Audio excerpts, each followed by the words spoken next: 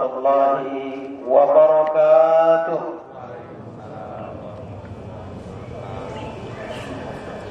Allahu Akbar, Allahu Akbar, Allahu Akbar, Allahu Akbar, Allahu Akbar, Allahu Akbar, Allahu Akbar, Allahu Akbar, Allahu Akbar, walillahil hamd. Alhamdulillahi rabbil alamin.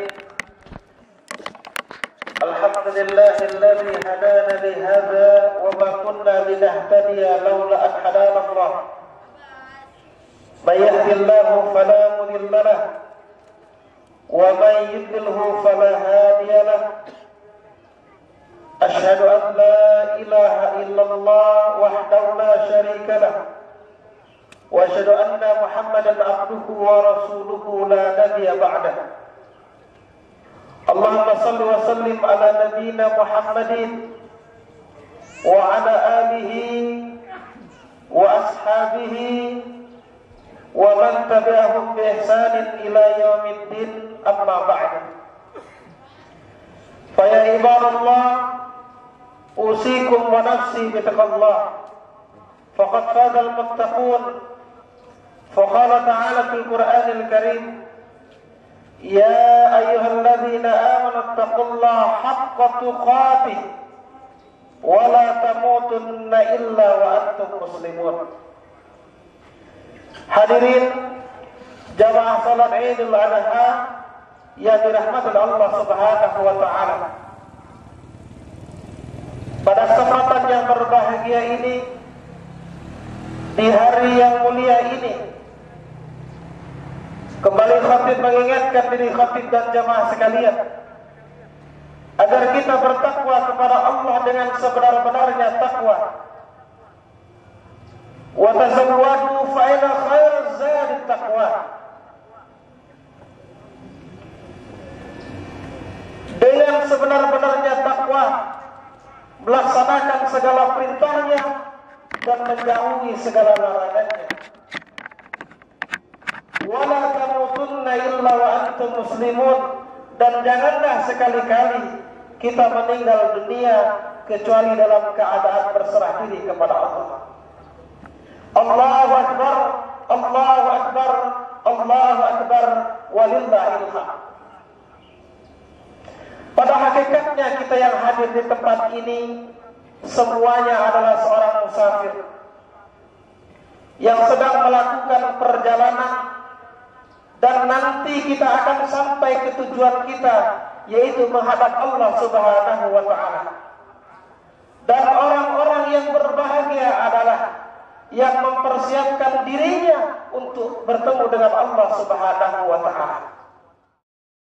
Itu adalah ujian, jabatan, harta, pangkat, semuanya, bahkan anak kita yang sukses itu pun adalah ujian dari Allah. Dan yang keempat adalah ujian yang tidak kita sukai. Rata-rata orang kalau ujian yang tidak disukai dia paham. Kena penyakit, sakit, oh saya lagi diuji oleh Allah. Padahal ujian yang tidak disukai ini tingkatannya adalah tingkatan yang keempat, yang terakhir. Jemaah yang dirahmati Allah Subhanahu wa taala, Nabi Ibrahim memberikan contoh kepada kita bagaimana kecintaannya kepada Allah di atas segalanya, sehingga akhirnya Nabi Ibrahim mendapatkan julukan Ulul Azm. Kemudian jamaah yang dirahmati Allah Subhanahu wa taala, lalu bagaimana dengan Nabi Muhammad sallallahu alaihi wasallam? Kalau kita lihat dalam konteks kurban, Nabi Muhammad sallallahu alaihi wasallam pernah dalam hadis Bukhari dan Imam Muslim berkurban kambing yang berwarna putih dua dan tanduknya besar. Kemudian dalam riwayat yang lain juga dijelaskan Nabi Muhammad pernah berkurban 100 ekor unta. dalam haji wada. Bayangkan Bapak Ibu, berapa harga satu ekor unta? Beliau mengorbankan 100 ekor unta. 63 dipotong beliau sendiri.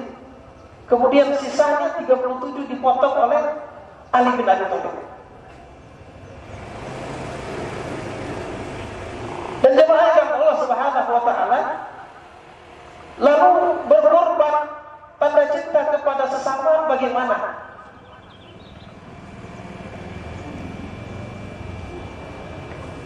Jemaah yang Allah Subhanahu wa taala, hendaklah setiap muslim ketika di Idul Adha, ketika dia memiliki kemampuan, kata Rasulullah, man lahu sa'ah walam yudahhi fala yuqarribanna musallana. Barang siapa yang memiliki kemampuan dan belum berkorban, tidak berkorban, fala yuqarribanna musallana, maka kata Rasulullah, janganlah dia mendekati tempat salat kami.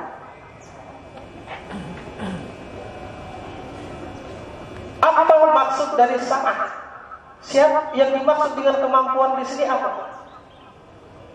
Para ulama mengatakan yang dimaksud dengan kemampuan di sini adalah orang yang bisa menafkahi keluarganya selama 4 hari. Kemudian ada lebihnya, berarti dia memiliki kemampuan. Dia bisa menafkahi keluarganya di tanggal 10 Zulhijjah, 11 Zulhijjah, 12 Zulhijjah, 13 Zulhijjah, maka dia memiliki kemampuan. Dan para ulama mengambil istinbat dari hadis ini, siapa yang memiliki kemampuan kemudian dia tidak berkorban, maka dia sudah berdosa. Jemaah yang Allah Subhanahu wa taala, Zaid bin Arqam berkata, wahai Rasulullah, apakah korban itu? Rasulullah menjawab, kurban adalah sunnah bapak kalian, yakni Nabi Ibrahim alaihissalam. Mereka menjawab, apa keutamaan yang akan kami peroleh dengan kurban itu? Rasulullah menjawab, setiap satu helai rambutnya adalah satu kebaikan. Mereka menjawab, kalau bulu-bulunya ya Rasulullah? Rasulullah menjawab, setiap satu helai bulunya juga satu kebaikan. Hadis riwayat Ahmad dan Ibnu Majah. Allahu Akbar, Allahu Akbar, walillahil hamd. Setiap bulu-bulu yang ada di domba, yang ada di sapi, yang ada di unta, itu satu kebaikan nilai. Adakah yang mampu menghitung dari helai bulunya itu? Dan ketika kita berkorban, itu tandanya kita bersyukur atas nikmat Allah. Allah berfirman dalam Al-Quran Al-Karim, Bapak Ibu yang Allah Subhanahu wa taala, begitu banyak nikmat yang Allah telah berikan kepada kita. Allah berfirman di dalam Al-Quran, wa in ta'uddu ni'matallah la tuhsuha. Kalau seandainya kalian ingin menghitung nikmatku, kata Allah, la tuhsuha, maka pasti kalian tidak akan sanggup. Subhanallah. Coba kita muhasabah. Adakah kita mampu menghitung nikmat Allah satu hari yang lalu saja?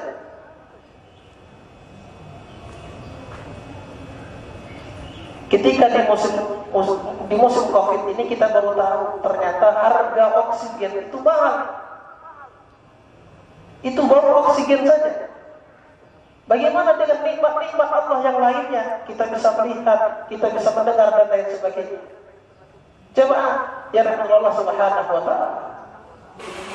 Dan kurban juga bisa kita terjemahkan adalah kurban waktu, kurban tenaga. Ada sebuah kisah yang sangat menarik sekali.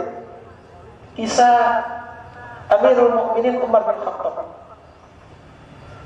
Kenapa Umar bin Khattab itu, Amirul Mukminin Umar bin Khattab itu wibawanya sangat besar?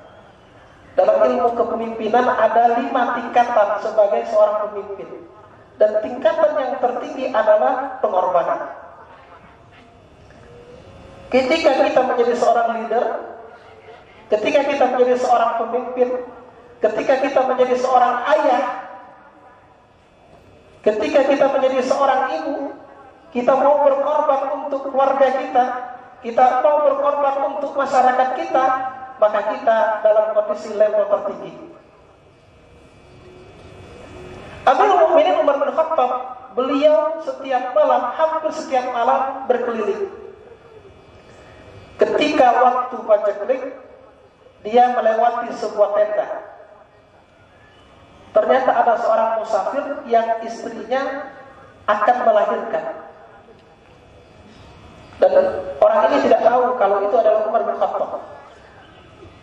Kata Umar bin Khattab, "Wahai fulan, ada apa dengan istri?"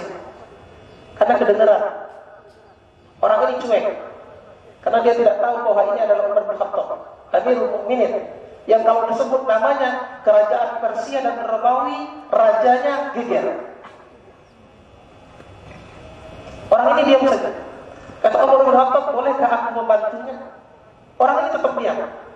Akhirnya Umar bin Khattab pada malam hari itu pulang ke rumahnya dan membangunkan istrinya. Dia bangunkan istrinya, "Wahai istriku, maukah engkau mengerjakan sesuatu yang insya Allah bayarannya adalah surga Allah?"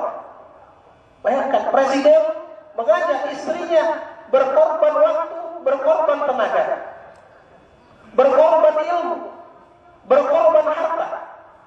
Kemudian dia ajak istrinya datang ke tenda tersebut. Ketika datang ke tenda tersebut, istrinya masuk ke dalam.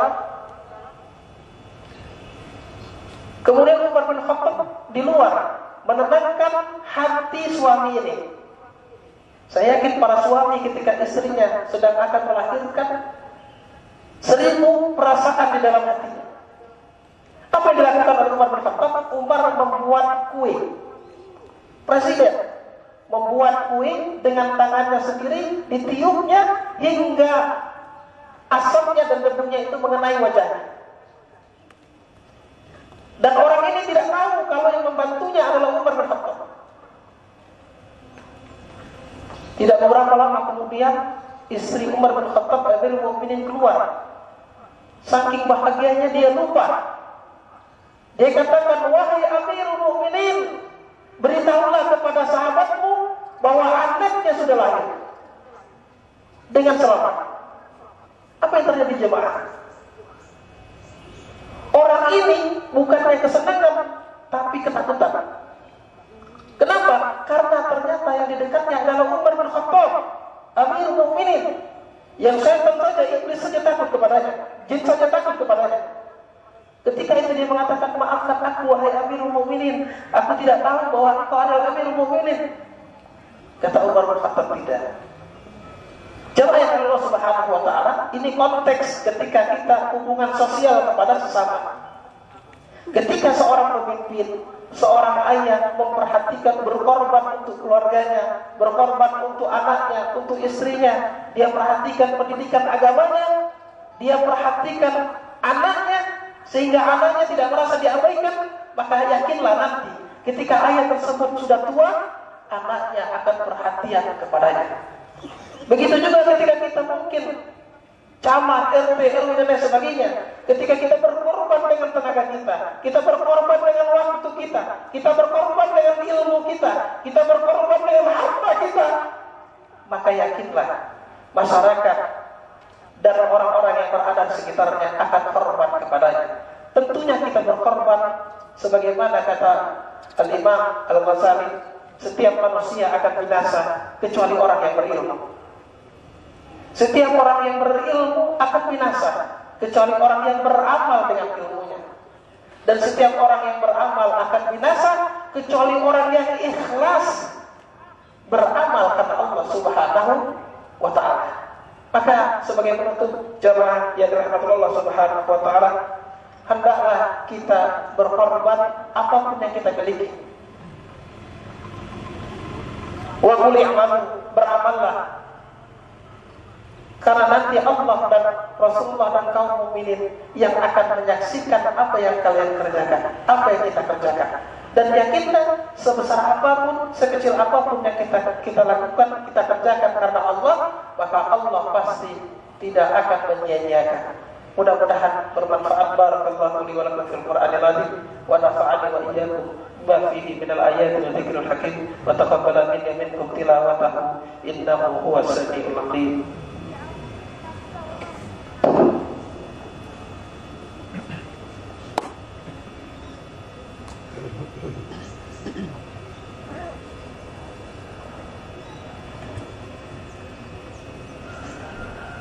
Allahu akbar, Allahu akbar, Allahu akbar, Allahu akbar, Allahu akbar, Allahu akbar, Allahu akbar, walillahil hamd. Alhamdulillahirabbil alamin. Alhamdulillahilladzi arsala rasulahu bil huda wa dinil haqq liyudhhirahu 'ala ad-dini kullihi wa kafaa billahi shahida. Asyhadu an la ilaha illallah wahdahu la syarika lah wa asyhadu anna Muhammadan abduhu wa rasuluhu la nabiyya ba'dah. Allahumma shalli wa sallim ala nabiyyina Muhammadin wa ala alihi wa ashabihi wa man tabi'ahum bi ihsanin ila yaumiddin, amma ba'd. Fa ya ibadallah, usikum wa nafsi bi taqwallah faqad faza al-muttaqun. Fa qala ta'ala fil Qur'anil Karim: Ya ayyuhalladzina amanu taqullaha haqqa tuqatih wa la tamutunna illa wa antum muslimun. Wa qala aidan: Innallaha wa malaikatahu yusholluna 'alan nabi ya ayyuhalladzina amanu shallu 'alaihi wa sallimu taslima. Allahumma ighfir lil muslimina wal muslimat wal mu'minina wal mu'minat al-ahya minhum wal amwat innaka samii'un qariibun mujibud da'wat ya qadiyal hajat. Allahumma ighfir lana wa liwalidayna warhamhuma kama rabbayana shighara. Allahumma ighfir lana wa liwalidayna warhamhuma kama rabbayana shighara. Allahumma ansur man nasara ad-din wa khudhul man khadhal al-muslimin wa dammir a'da'aka a'da' ad-din. Allahumma inna nas'aluka salamatan fid din wal 'afiyatan fil jasad wa ziyadatan fil 'ilmi wa barakatan fil rizqi wa taubatan qabla al-maut wa maghfiratan ba'da al-maut. Allahumma hawwin 'alaina fi sakaratil maut wa najata minan nar wal 'afwa 'inda al-hisab. Rabbana hab lana min azwajina wa dhurriyyatina qurrata 'ayun waj'alna lil muttaqina imama. Rabbana la tuzigh qulubana ba'da idh hadaytana wa hab lana min ladunka rahmah innaka antal wahhab. Rabbana atina fid dunya hasanah wa fil akhirati hasanah wa qina adzaban nar. Ibadallah, innallaha ya'muru bil 'adli wal ihsan wa ita'il qurba wa yanha 'anil fahsya'i wal munkari wal baghi ya'idukum la'allakum tadhakkarun. Fadhkurullaha yadhkurkum washkuruhu 'ala ni'amihi yazidkum wa la dzikrullahi akbar.